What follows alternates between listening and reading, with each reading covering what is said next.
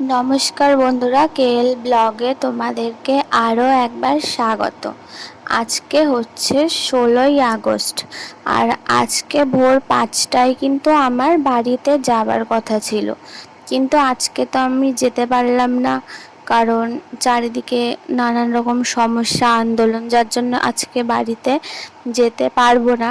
তো সেই জন্যই সকাল সকাল উঠে কিন্তু রান্নাটা চাপিয়ে দেব। আর আমি এখন এই মুহূর্তে জানি যে আমি বাড়িতে যাব আগামীকাল, মানে 17ই আগস্ট। তো ফ্রিজে যে সমস্ত জিনিসপত্র ছিল, সবজি সমস্তটাই আমি কিন্তু আজকে রান্না করে ফেলবো। যেহেতু আমি 3-4 দিন বাড়িতে থাকবো না, সেই জন্যে কিন্তু মানে 3-4 দিন আমি কোয়ার্টারে থাকবো না, সেই জন্য কিন্তু সমস্ত কিছু যা সবজি ছিল দেখো সমস্ত কিছু আমি কেটে নিয়েছি। আর এখানে আছে উচ্ছে, কাঁকরোল, আর তরকারি করব তার জন্য একটা, আর আছে দেখলেই তো। তো এগুলো সমস্ত কিছু আমি কিন্তু কেটে নিয়েছি, আর এগুলো সমস্ত কিছুই আমি আজকে রান্না করব। রান্না করে আমি ফ্রিজে যা ছিল সমস্ত কিছুই কিন্তু মানে ফাঁকা করে দিয়েছি, রান্না করে নেব। তো দেখো, দুটো কড়াই আমি দুই দিকে চাপিয়ে দিয়েছি যাতে তাড়াতাড়ি হয়। তো দুটো কড়াইতেই আমি একসঙ্গে ভাজা করব, তো যার জন্য কিন্তু আমি দুটো কড়াইতেই তেলটা দিয়ে নিচ্ছি।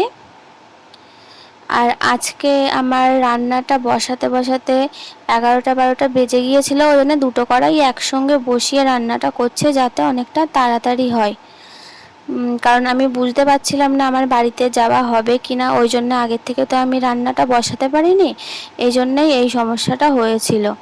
তো সেই জন্যেই এই রকম ব্যাপার। তো আমি রান্নাটা যখন করছি, তো করতে করতে কিন্তু কারেন্টটা অফ হয়ে গিয়েছিল, যার জন্য আজকে তোমাদেরকে রান্নাটা আমি দেখাতে পারবো না। তো আজকে এতটাই বৃষ্টি হচ্ছিল এখানে যে বারবার কারেন্ট আসছিল, অফ হচ্ছিল, যার জন্য পুরো রান্নার ভিডিওটা কিন্তু আজকে আমি সেইভাবে করিনি। তো আমি 3-4 রকম ভাজা করেছিলাম, তো সেটা আমার করা হয়ে গিয়েছে। তো তারপরে কিন্তু এটা আমার তরকারির মশলাটা কিন্তু আমি কষাচ্ছি। তো তরকারিটা কিন্তু আমার সেদ্ধ করা হয়ে গিয়েছে। তো আলু, পেঁপে আর ডাঁটা দিয়ে আজকে তরকারিটা করেছিলাম। তো এটা তারই মশলা আমি কষাচ্ছি। এই যে তরকারিটা,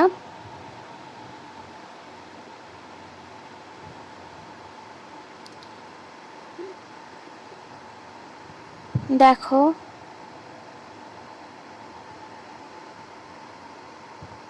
তো এরপরে আমি রান্না বান্না সমস্ত কিছু করে কিন্তু বসেই ছিলাম।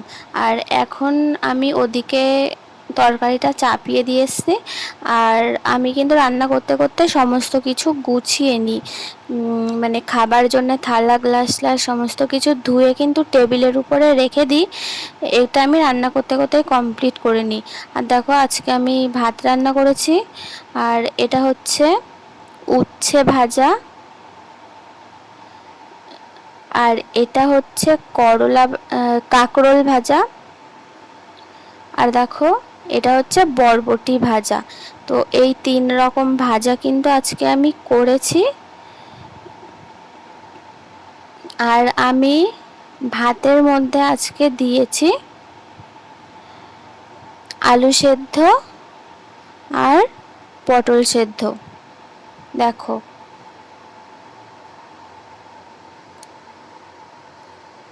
আর ওদিকে কিন্তু আমার তরকারিটা প্রায় হয়ে গিয়েছে, আর ওর আসতে একটু দেরি হচ্ছিল বলে আমার একটু খিদে পেয়েছিল। তো ফ্রিজের মধ্যে আইসক্রিম ছিল, তো সেটা কিন্তু আমি বসে বসে আইসক্রিমটা কিন্তু খেয়েই নিয়েছি। আর ও হঠাৎ করে এসে আমাকে বলল আজকেই আমরা নাকি বাড়িতে যাব। তো আমরা দুবেলার মতো রান্না কিন্তু করে নিয়েছিলাম, তো দুপুরে আর রাতের জন্য। তো ওটা তো আমি আগে থেকে জানতাম না, কিন্তু আমরা বেশি বেশি করে সমস্ত কিছু কিন্তু খেয়ে নিয়েছিলাম। আর একটু বেশি ছিল, সেগুলো ফেলে দিতে হয়েছিল। তো হঠাৎ করে এসেই কিন্তু বলল যে আজকেই নাকি আমরা বাড়িতে যেতে পারবো। তো সেটা শুনে কিন্তু আমার বেশ ভালোই লাগলো।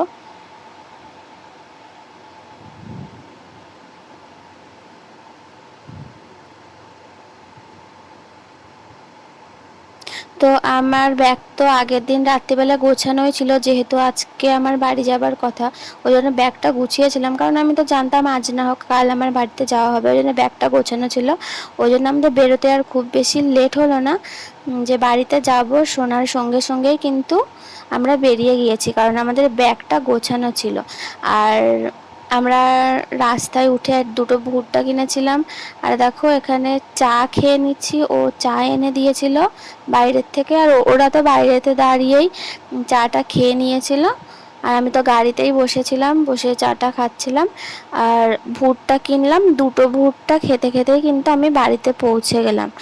আর এই যে সেই ব্রিজটা, ঈশ্বরগুপ্ত সেতু, যেটাই আসলে আমি প্রত্যেকবারই ভিডিও করি আর তোমাদেরকে দেখাই, তো এটা সেটাই। আর আর কিছুক্ষণের মধ্যে কিন্তু আমরা বাড়িতে পৌঁছে গিয়েছিলাম। তো বাড়িতে পৌঁছাতে আমাদের রাত 10:30 বেজেছিল।